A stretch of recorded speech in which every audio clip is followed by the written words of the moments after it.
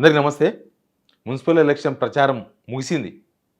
ఇక నెక్స్ట్ ఏం జరగబోతుంది? ఒక పక్క రేవంత్ రెడ్డి జిల్లా తిరిగి బూతులు మాట్లాడుకుంటా, జనాలను రెచ్చగొట్టుకుంటా రకరకాల ప్రచారాలు. ఒక పక్క బీఆర్ఎస్ వల్ల road shows, corner meetings, BJP ఏకంగా మహారాష్ట్ర చీఫ్ మినిస్టర్ని దింపింది.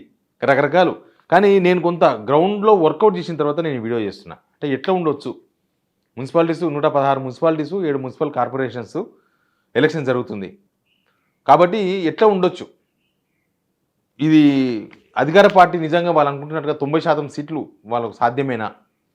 90% సీట్లు వాళ్ళకే వస్తే బీజేపీకి, బీఆర్ఎస్కు ఏం రావనే కదా దాని అర్థం.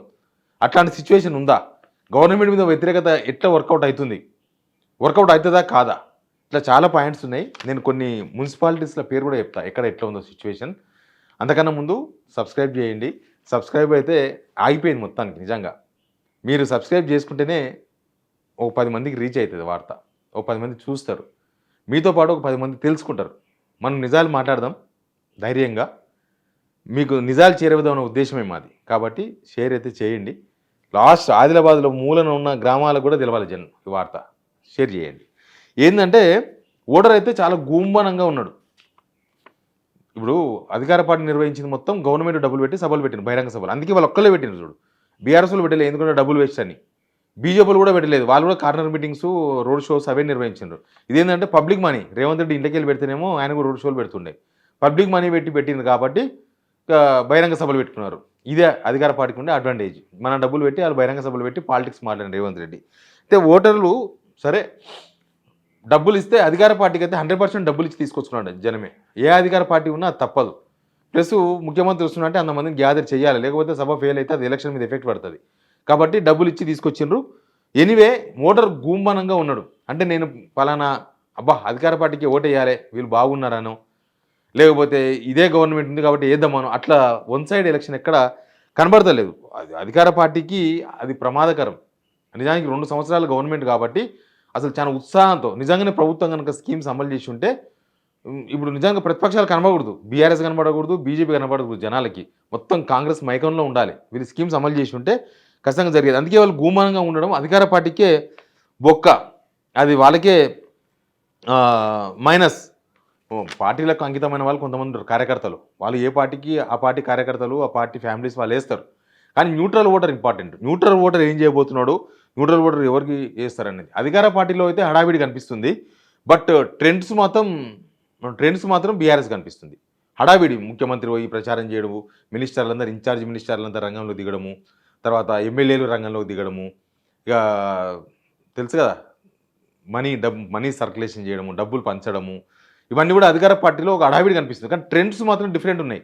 మరి అంత మంచినప్పుడు ఇంకా ట్రెండ్స్ కాంగ్రెస్ వైపు ఉండాలి కదా, లేదు. అదే చెప్పేది, కాంగ్రెస్ వైపు లేదు. ట్రెండ్స్లో బీఆర్ఎస్ కనిపిస్తుంది. మళ్ళీ బీఆర్ఎస్ అసలు నిజంగా కూడా మున్సిపల్ చైర్మన్స్ లేకపోతే మున్సిపల్ మేయర్స్ డైరెక్ట్ ఎలక్షన్ పెడితే అసలు 50% కూడా దాటదు కాంగ్రెస్ డైరెక్ట్.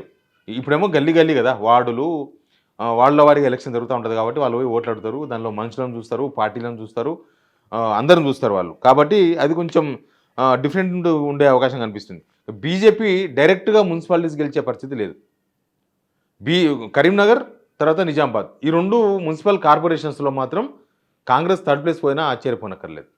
అక్కడ BJP versus BRS versus BJP, వాళ్ళిద్దరి మధ్య తీవ్రమైన పోటీ కనబడుతుంది. అసలు ఎందుకో బీజేపీ 8 మంది ఎంపీలు 8 మంది ఎమ్మెల్యేలు గెలిచారు, కానీ బీజేపీ అంత పుంజుకోలేదని మాత్రం క్లారిటీగా కనిపిస్తుంది. ఓన్లీ ఆ 2 మున్సిపల్ కార్పొరేషన్స్లోనే ఎఫెక్టివ్గా కనబడుతుంది. హైదరాబాద్ చుట్టూ ఉన్న మున్సిపాలిటీస్ ఉన్నాయి కదా. ఇప్పుడు హైదరాబాద్ అంటే కొంచెం బీజేపీ ఉంటుంది, సిటీలోనే ఉంటుంది, అర్బన్లోనే ఉంటామని వాళ్ళు చెప్తూ ఉంటారు కదా. కానీ బార్డర్స్ వాళ్ళ ఎంపీలు గెలిచారు. ఇప్పుడు చేవేల లాంటి కాన్స్టిట్యున్సీలు ఎంపీ మొత్తం బండి సంజయ్. ఇక్కడ వస్తే మల్కాజ్గిరి, సరే ఇదంతా జిహెచ్ఎంసీ కిందకి వచ్చింది.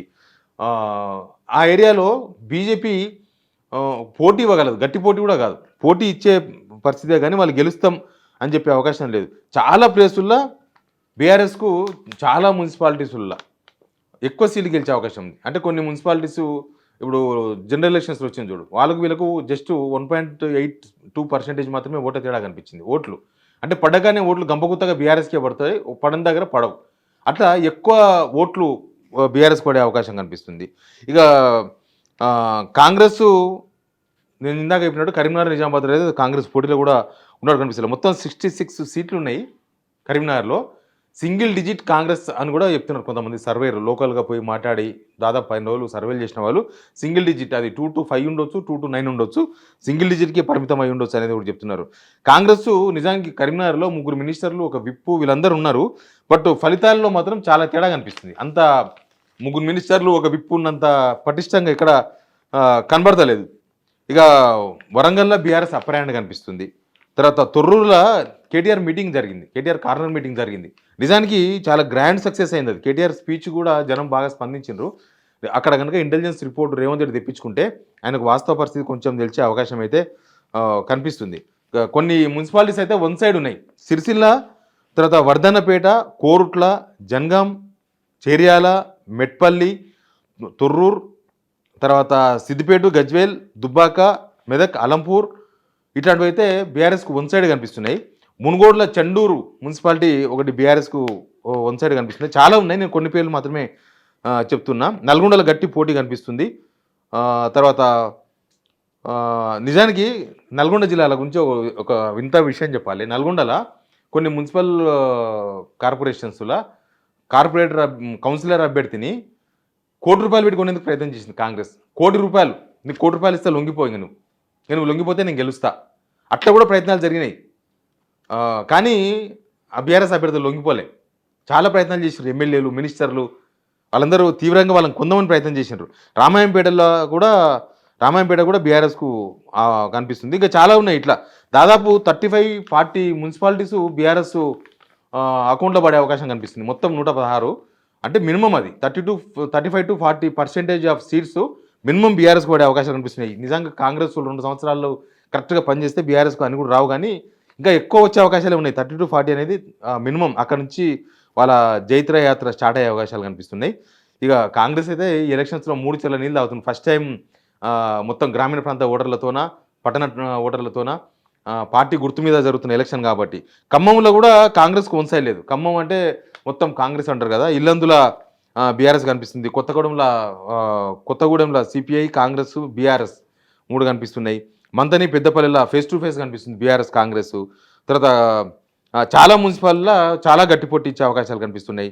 అయితే జనాలు ఒక 2-3 పాయింట్స్ అనుకుంటున్నారు. కొంతమంది ఏమో గవర్నమెంట్ 2 సంవత్సరాలు, ఇంకా 3 సంవత్సరాలు ఇదే గవర్నమెంట్ ఉంటుంది కదా, మనం వేరే వాళ్ళకి వేస్తే ఆ ఓటు వేస్ట్ అవుతుందేమో అన్న ఆలోచన చాలా మందిలో ఉంది. ఇంకా చాలా మందిలో ఇంకా వేరే ఆలోచన కూడా ఉంది. ఏంటంటే వీళ్ళకి బుద్ధి రావాలంటే ఇప్పుడు వీళ్ళని ఓగొట్టాలి, కాంగ్రెస్ వాళ్ళని. వీళ్ళని బుద్ధి రావాలి, వీళ్ళు కనీసం పని చేస్తారు, ఇంకా 3 సంవత్సరాలు ఇదే గవర్నమెంట్ ఉంటుంది, ఓడగొడతానైనా పని చేస్తారు, లేకపోతే ఈ గవర్నమెంట్ గెలిపిస్తే ఆయనతో పట్టించుకోదు, వీళ్ళకి కళ్ళు అప్పుడే నెత్తికెక్కినాయనే ఒక అభిప్రాయం కూడా చాలామంది జనాల్లో కనిపించిందంట. ఇక అధికారం లేకపోతే నిజానికి కాంగ్రెస్కు అభ్యర్థులు కూడా దొరకరు. మనం అంతకుముందు చూడలేదా, కనీసం ఉన్నది, అధికారం ఉన్నది కాబట్టి పోటీ చేయడానికి అభ్యర్థులు అయితే దొరికినరు. నిజానికి జగిత్యాల గురించి ఒక స్పెషల్గా చెప్పాలి. జగిత్యాల జీవన్ రెడ్డి మనుషులు ఒరిజినల్ కాంగ్రెస్ అని వాళ్ళు రకరకాల గుర్తుల మీద పోటీ చేస్తున్నారు. ఇంకో పక్క బీఆర్ఎస్ నుంచి కాంగ్రెస్లో ఏరిన ఎమ్మెల్యే అస్తం గుర్తుకు ఓటేయని తిరుగుతున్నాడు డాక్టర్ సంజయ్. అక్కడ ఓట్లు బాగా చీలిపోయే అవకాశం కనిపిస్తుంది, అది బీఆర్ఎస్ ఫెచ్ అయ్యే అవకాశం కనిపిస్తుంది. ఇట్లా మొత్తం కూడా అధికార పార్టీకే డేంజర్ బెల్స్ కనిపిస్తున్నాయి మున్సిపల్ ఎలక్షన్స్లో. నిజానికి ఇంత కష్టపడకూడదు కాంగ్రెస్. వాళ్ళు 2 సంవత్సరాలు గవర్నమెంట్లోనే ఇంత కష్టపడితే 5 సంవత్సరాల తర్వాత వీళ్ళు అడ్రస్ కూడా ఉండరు, అట్లుంటుంది. ఇంకోటి ఏంటంటే ఇది అసెంబ్లీ ఎలక్షనే కనుక ఇప్పుడు జరిగితే, ఇప్పుడున్న ఈ చూసిన తర్వాత, వీళ్ళ భయం చూసిన తర్వాత, రేవంత్ రెడ్డి మాట్లాడిన మాటలు చూసిన తర్వాత అసలు ఎక్కడనో అసలు జనం పట్టించుకుంటలేరు. రేవంత్ రెడ్డి మాటలను జనం పట్టించుకోలేదంట. ఆయన కేసీఆర్ని తిట్టినా పట్టించుకోలేదు, కేసీఆర్ మీద రకరకాల అభాండాలు వేసినా పట్టించుకోలేదు. ఇదంతా బీజేపీ, కాంగ్రెస్, రేవంత్ రెడ్డి ఇద్దరు కలిసి జరుగుతున్న డ్రామాగా కొంతమంది నమ్మిరు జనం. ఏంటంటే నువ్వు అరెస్ట్ చేస్తలేవు అంటే కేసీఆర్ నువ్వే అరెస్ట్ చేస్తలేవు, నువ్వు చేస్తావా చేయవా, ఈయన కేసీఆర్ దత్తపుత్రుడు కిషన్ రెడ్డి అందుకే కాపాడుతున్నాడు, లేదు రేవంత్ రెడ్డి కాపాడుతున్నాడు. ఇదంతా ఈ 2 పార్టీల మధ్య జరిగిన ఒక డ్రామాగా జనం భావిస్తున్నారంట. నిజానికి కేసులు, సాక్ష్యాలు ఉంటే ఎవరైనా అరెస్ట్ చేయొచ్చు, అది లేదు, ఉత్త ఎలక్షన్స్ వచ్చినాయి కాబట్టి మాట్లాడుకుంటున్నారని జనం చాలామంది అభిప్రాయపడ్డారంట. ఎనీవే ఈ ఎలక్షన్స్లో మాత్రం కాంగ్రెస్ గట్టి దెబ్బ. వాళ్ళు అనుకుంటున్న 90% కాదు, 70%, 65% కూడా రీచ్ అయ్యే అవకాశాలు చాలా తక్కువ కనిపిస్తున్నాయి. 50-50 వచ్చినా ఆశ్చర్యపోనక్కర్లేదని చెప్తున్నారు. చూద్దాం, గీసాలు ఇంకా ఏమేంటి, పైసలు తీసుకున్న వాళ్ళు మనసు కరిగిపోయి మళ్ళీ కాంగ్రెస్ ఓటేస్తారా, ఈ పైసలు మనమే ఆయన తీసుకొని బీఆర్ఎస్కి వేస్తారా. ట్రెండ్స్ మాత్రం బీఆర్ఎస్, దానిలో డౌట్ లేదు. కాంగ్రెస్ మీద తీవ్రమైన వ్యతిరేకత అయితే కనిపించింది గ్రౌండ్లో. Please subscribe.